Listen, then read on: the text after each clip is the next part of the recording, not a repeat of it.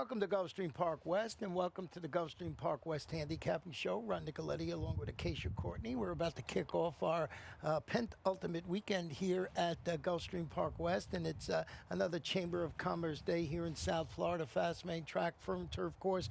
That Rainbow Six is starting to build. It's starting to build. Lots of fun stuff going on today. As Ron said, one weekend here, and then next weekend will be our last weekend at Gulfstream Park West. A really exciting weekend with some graded stakes coming up next week, but lots of good stuff to talk about at the moment. Yeah, let's go through that wagering menu. Of course, every day we start with the rolling super high five if we have 7 or more horses in any field, and it builds throughout the afternoon if it's not hit, so it's a fun wager. And we also have 2 pick fives today, with the first one coming in race number 1, in case you'll have one of those tickets there. And as I mentioned, the Rainbow Six starting to build. Rainbow Six starting to build. That will start in race number 4 today. That just keeps going. It's steadily climbing and climbing. 53,579 is the carryover in the Rainbow Six. Yeah, we'll see if we can get it to go all the way to the end of the meet, and then on closing day here at Gulfstream Park West, mandatory payout. But that's sort of in the future. We're getting ahead of ourselves. Yeah. And we got the final pick 5 of the afternoon. That's not too far ahead, right? No.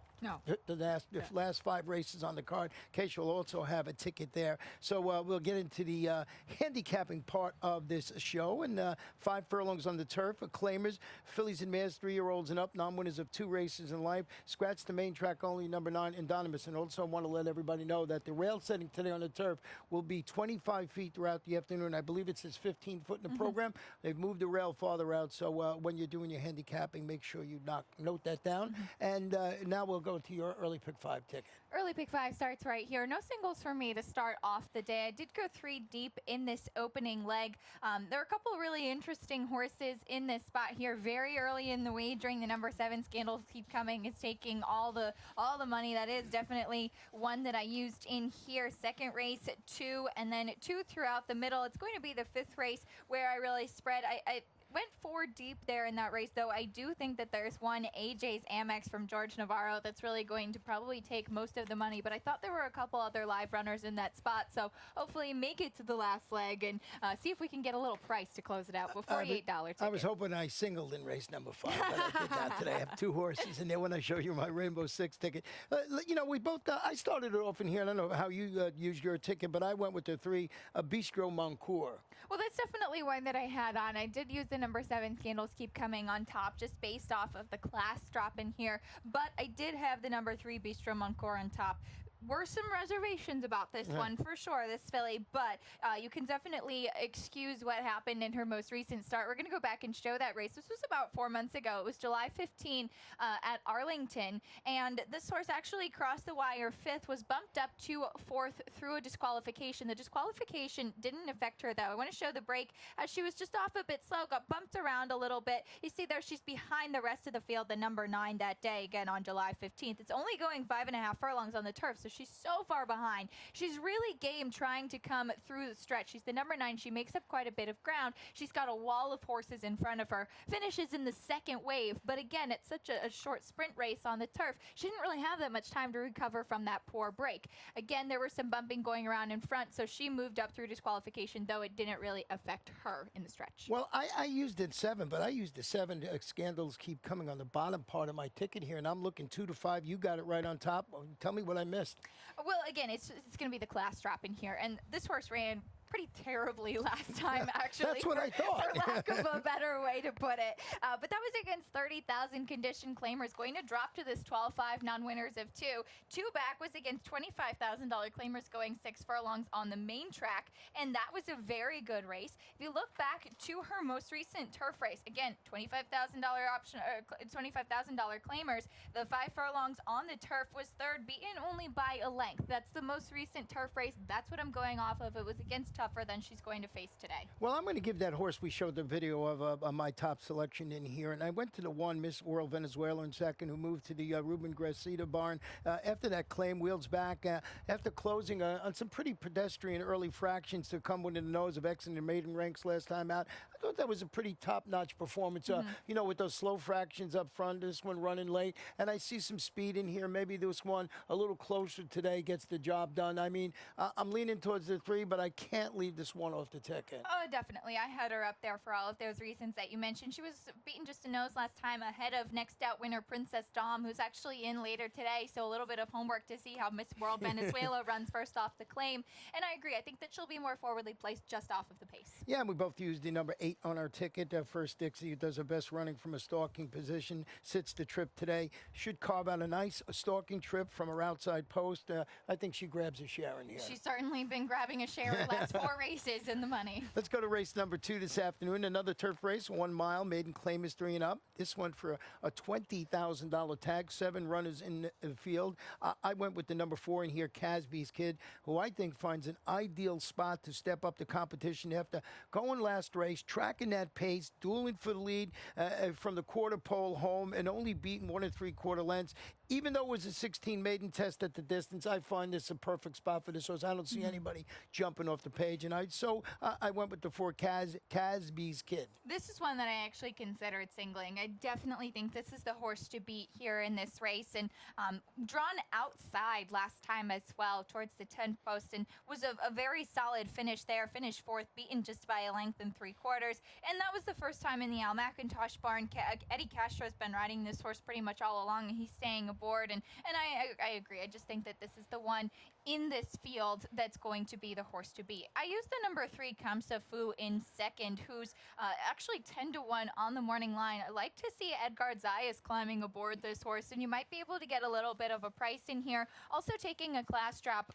Ran 5 furlongs on the turf last time against $35,000 maidens. Had shown a little bit more speed prior to that, also stretching out to 2 turns on the turf, but had run over a little bit further distance on the dirt. Well, the morning line favorite in here I threw in second. It's number 2, Is My Valentino, stepping up to this 20 level. After closing to finish third, it was against 10 maidens going a mile last time out, and second against $16,000 types going 7.5 furlongs, 2 starts back. And I just thought off those performances, I'm in agreement with you that the number 4 Casby's Kid is the one to beat in here. I just thought the 2 certainly has shown the ability against similar competition to be right there, so I put this one on the ticket. I don't know about being the morning line favorite. Yeah, I don't know about being the favorite. 0 for 25, this 4-year-old gelding, so that's definitely hard to take. I almost put this one in 4th and just didn't feel like it was a horse I could trust, especially with the step up in class versus some of the other horses in here who might be able to make a bit of a stronger run. I did use the number 7 Volt on the outside now in the Javier Negrete barn. He actually has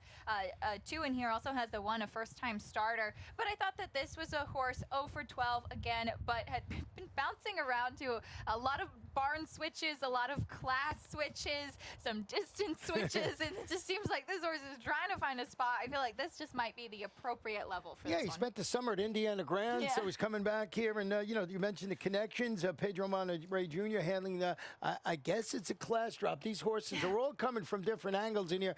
We have the number 4 Casby's Kid. You look, you say, wait, that horse was at the $16,000 level.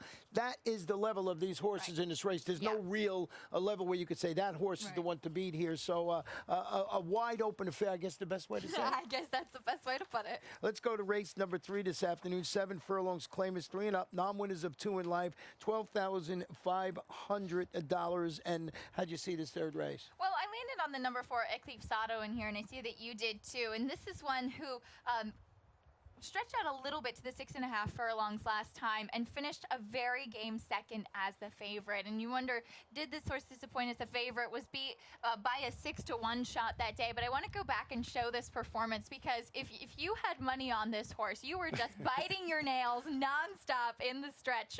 We're going to show the stretch run, how Eclipsado, who was the number 1 that day, got to the lead. Bocati, who was the one that ended up actually winning that race, the number 3, again 6-1 that day, puts his head in front. Eclipsado got the lead back, and then they just keep going back and forth, the 2 of them, as they come down to the wire. So again, an 8-5 shot gets beat by a 6-1, but it was so game between the 2 of them because you didn't know at any which point which horse was going to win. For a while, it seemed like Eclipsado was going to get it done, and then Bocati just pushed by in the very last second. Yeah, and I mean, for all those reasons, beating that half length against this level of competition, that was going 6.5, so stretching out to 7 furlongs this afternoon.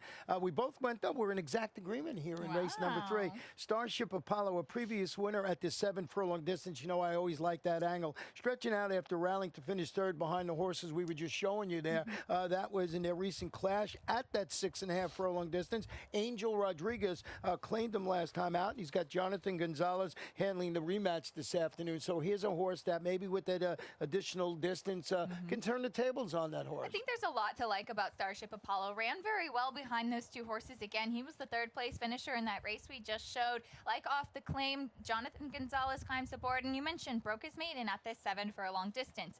The number 7 Blackjack Baby for Steve Klasaris on the outside is stretching out to debuted on the turf against $20,000 maidens going a mile and totally disappointed that day, but did show a little bit of early interest. Switched over to the dirt, showed some more speed, won by a length and a quarter last time ahead of next out winner Eric's Talisman in there. And so a little bit of stretch out and distance is the question, but Tyler Gaffalione aboard this time, and I think that speed is going to be his benefit in here. Yeah, and Tyler Gaffalione on the saddle certainly doesn't hurt.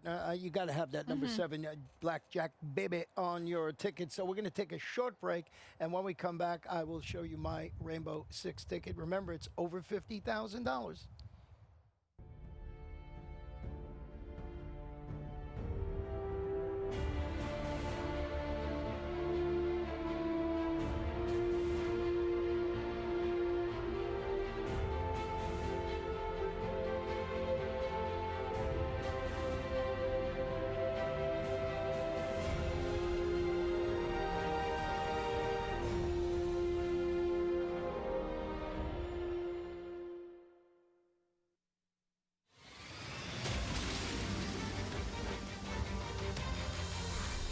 Next January, 12 horses, $1 million buy-in for a $12 million purse.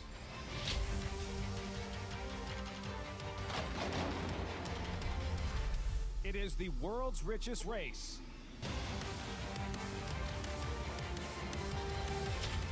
It is the Pegasus World Cup.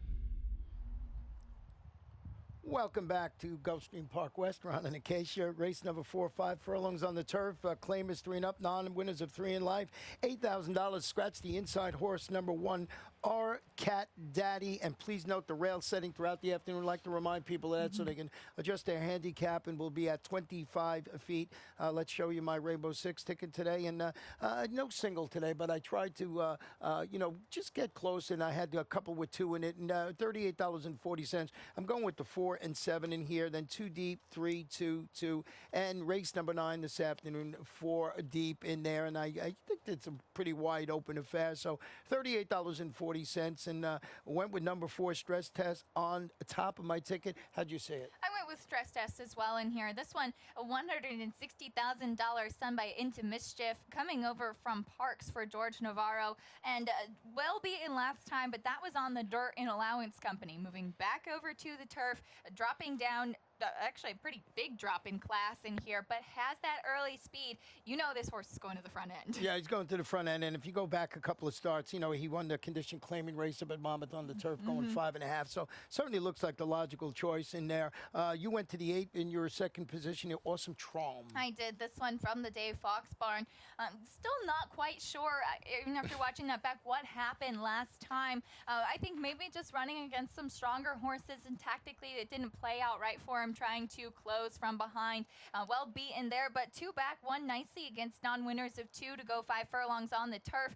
Not the most consistent runner, but has had a couple of nice in-the-money performances in between those 2 wins. So if he can bounce back off of that performance last time where he kind of disappointed, he's been working well since. Well, you know, that's it. It's the old bounce rebound angle. You're not consistent, so it was hard for me to put him further up on my ticket. And as I mentioned, I did use the number 7 Union Val, turning back to 5 furlongs today after going up, setting the pace, and getting caught late when finishing second, going a mile. That was on a good turf course here. Gerald Porcino is the trainer. He's got Juan Leyva handling with a classic turn back move, going that mile, turning back to this 5 furlong distance. A lot of people think, well, this horse is going to be on the engine all about. I don't know if he's going to be fast enough enough to set the pace in here, but I think he could lay right off the pace this afternoon. I think so too, and that's why I used him on there. I didn't think he was going to go to the front end with stress test. I think the stress test is going to be the speed in here.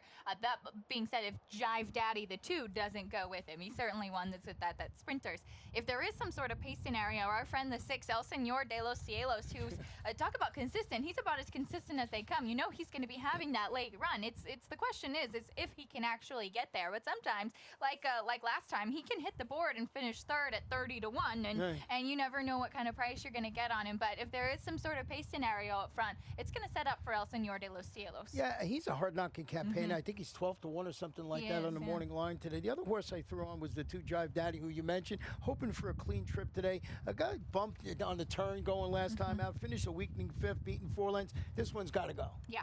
I think it's got to go just to be on that ticket. So another wide open affair. These are not easy races this afternoon. The 5th race this afternoon is a 6-furlong maiden special weight fillies and mares, 3-year-olds and up. We do have a scratch of the number 3 horse in here. So we're going to be dealing with a 5-horse field to start our late pick 5. And how'd you say it? Well, I did go 3 deep in this late pick 5 to start it off in here. This is the race that I mentioned at the end of my early pick 5 that I spread a little bit just because I thought this is, talk about a wide open race. This is a race where I think that there are a couple horses that are going to take money, but it might be anybody's game. The 2 AJ's Amex for George Navarro. He also has a first-time starter, the 4 Jezzy.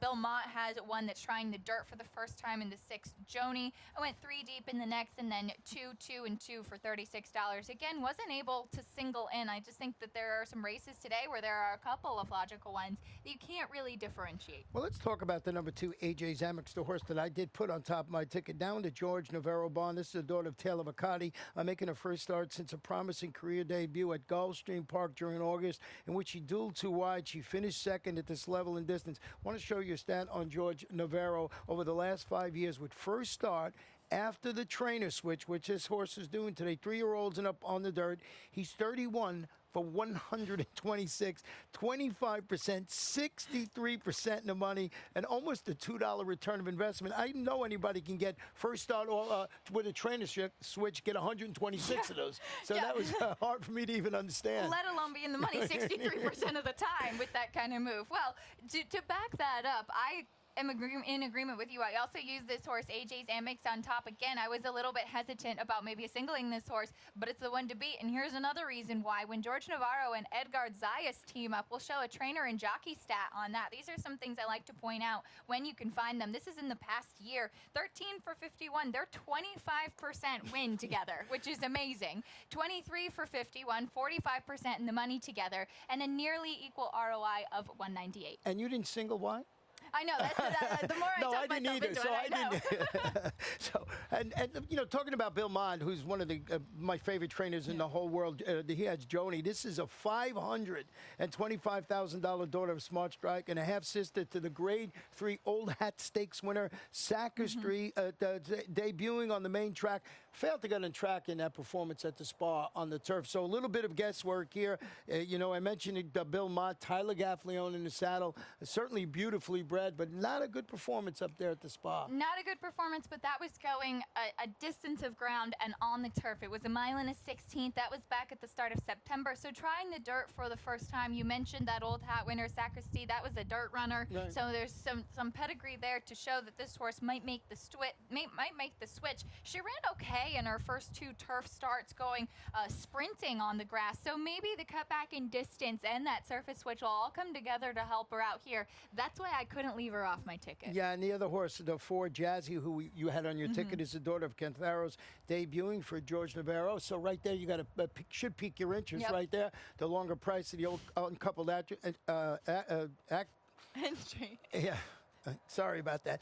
Uncoupled entry, and you got Cantharos. So I was trying to think about the sire more than I was trying to think about what I was going to say. Cantharos, I love that sire. Oh, yeah. That's why a horse that you had to put on the Cantharos ticket. will do that to you. He'll take the words right out of your mouth. Yeah, and that's exactly what happened there. I was trying to say entry, uncoupled entry. I say only 6,000 times a week and couldn't get it out today. Let's go to race number 6 right away. This one's 7.5 furlongs on the turf, starter, optional claimer, 2-year-olds, or that optional claiming price of $35,000. Couple of scratches in here. The number 1 Eagle Eagle Spirit, and the number 6, Sir Sebastian. So both of those declared out of the race. 25-foot, the rail setting. How'd you see this one? Well, I went with the number 5 Dream Shot in here. I'm actually, to be honest, surprised to see you have the number 3 Midnight Joker on here. I agree he's might going to be a good runner in this spot, but he was kind of a late addition for me after the scratches. And I thought that Dream Shot, now going back over to the turf for Bobby DeBona and dropping in class as well, looked like a really logical one in here. Tried the turf for the first time going a mile at Monmouth in August, finished second, beaten only by a length and 3/4, didn't like the mud at all in his debut. Came back, ran a mile again, won by a length and a half with Jonathan Gonzalez at Monmouth again, had an off track that was a sealed track at Laurel last time, didn't like that. This horse likes the turf, it likes it to be a firm turf at that. Now going to have that class rep as well, Jonathan Gonzalez back in the saddle. I think everything comes together for this horse. Yeah, and I got him on my ticket for all the reasons you mentioned, but I did go with the number 3 Midnight Joker, beating the neck at this distance, 2 starts back, turning back after sitting last in its last race, about 7 lengths off the pace before rallying to finish 4th, going a mile last time out. This horse needs to be closer to the pace this afternoon, but I think it sets up nicely for him. You know, I did have the 1 on the ticket, but I did not have it on the top of my ticket. I just thought this one was going to sit a trip in here. Maybe that's compromised by a couple of scratches in here, but that was my my reasoning to put this one on top. I can see that, and he did really run well in his last 3 starts. Was a big price until his most recent start. People started to finally see that he does have some ability and was getting some more attention at the windows, but he will have to bounce back after that performance last time, and I agree, be a little bit closer to the pace. I did use the number 7 Contour Mar, who I was surprised to see at 8-1 on the morning line. Edgar Zaya stays aboard, and this horse ran poorly in his maiden special weight debut, but then really woke up. He's done absolutely nothing wrong in his last 3 starts.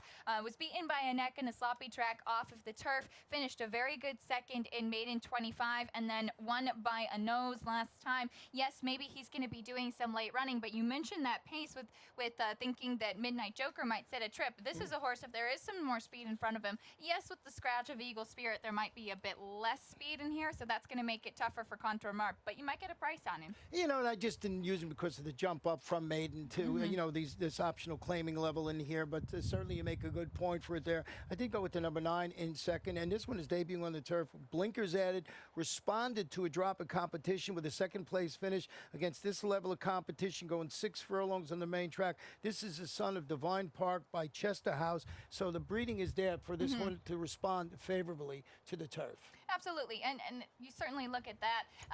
All the siblings that have tried the turf so far have yet to make a win on the turf, but they have had some good performances there. If you do a little bit more pedigree research, this is one that I think might show some speed based off of a couple of his start races so far. So that is the number 9 horse in here. And once again, another wide open race in race number 6. Let's go to the 7th, 6 furlongs maiden, claiming 2-year-olds, $16,000. I went with the number 2 horse on top of my ticket, Wise Warrior, who's stretching out to 3/4 of a mile today, after returning from a layoff to finish second. That was going 5.5. I want to go back and show you this horse's performance last time out in the stretch. Was the number 6 that afternoon, and you're going to pick it up just before the 8th pole home, and you're going to see this one in tight quarters throughout there. You're going to see it on the inside, as I mentioned, the number 6 Wise Warrior, and just you know, making a move along the inside here, and then things just tighten up on this horse, and you'll see it right here. Just never comes over, gets steadied once, gets steadied again. It just never had that clear shot, you know, to get up there. Comes on now, and then the horse on the outside nails them both, because they had that little bit of trouble, those 2 horses there. And I just thought that was a good performance. Off that, I put this one on top of my ticket. I did as well. I thought it was a very solid performance, all things considered, and having to steady there. You know, you didn't know if that horse was going to maybe lose some momentum, and having to steady might have gone by, might have still ended up second, but might have gone by earlier with that late closer on the outside. But I thought, again, a very solid performance, all things considered. Did use the number 8 Smokey for John Dowd, who's taking a pretty big drop in class. Paco Lopez going to climb aboard. Ran 5th. Didn't rally like you really needed to in his 50,000 maiden debut, dropping to this $16,000 level. That just might be where he needed to be all along. And I just think with that class drop, less like to see Paco Lopez in the saddle there. I think this one might have a shot. Yeah, I put him right on the ticket for all the reasons you mentioned. I went to the 7. We're basically, well, you used the 7 on your ticket. Road of Rosa, I'll tell you why, it's the son of JP's Gusto by a successful appeal debut for Leo Aspera Jr.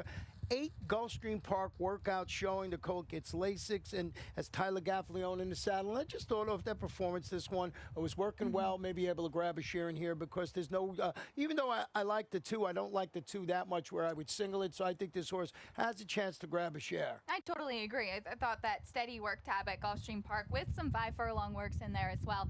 Debuting with Lasix looks like could be a live one here. Well, let's go to race number 8 this afternoon. 1 mile on the turf, an allowance optional claimer for 3-year-olds and up, or they could run for that optional claiming tag of $25,000. And we have 8 runners in here with no scratches or jockey changes in the race. And we both started off with the number 7, Terry's Charm. We'll try these $25,000 optional claimers at the distance after closing to finish 3rd behind a horse called Stockyard, but a next out winner called Metaphorically. And I just thought it was a good performance. Let's go back and watch. We're going to pick up the number 1 that day, Terry's Charm, coming out of the final turn and going to the wide. I thought it was a good performance. Came into the stretch a little bit wide, went to the side, and ran well. You see on the inside, they're sort of looking for some room there, and then has to shift out. And I just thought closed very nicely, and I certainly was flattered by Metaphorically coming back and running on its next start. So there you see, I just thought of their performance that this was the logical one to run there, and just a good move for this horse. You see it on the inside now. Went to the inside trip, and just keeps coming and coming and coming. Thought it was a good performance. Well, he was very game. He never gave up, even though he wasn't able to pass by for 30. He was only beaten by a length, and I liked the tenacity that he showed in that spot. So I definitely think that he's going to be a good one here today. The number 3, George Cross, his first time in the barn of Bobby DeBona, had been showing some speed in a couple of his previous earlier races in allowance company. He's going to try these 25 optional claimers in here and shipping over from the Meadowlands in his last start. He finished a pretty good 3rd in there, beating about 6 lengths, and it was pretty spread out amongst the top 2. So he was kind of best of the rest in there, but I think this might be a better spot, and maybe he shows a bit more early interest. And you have to like his consistency. He's 6 for, he's run very well. He's, in 6 of the 8 races, he's been on the board from distances 8 to 11 furlongs. So he's always right there. I got him on a ticket, but I went with the number 1, Gimlet, in second, who's dropping into the optional claiming ranks. First start since finishing 3rd. That was a first-level allowance at Keeneland during their spring meeting. It's a daughter of Lemon Drop Kid, beaten only 1.5 lengths in the Grade 3 Palm Beach at Gulfstream during the championship meeting, working consistently for trainer Todd Pletcher.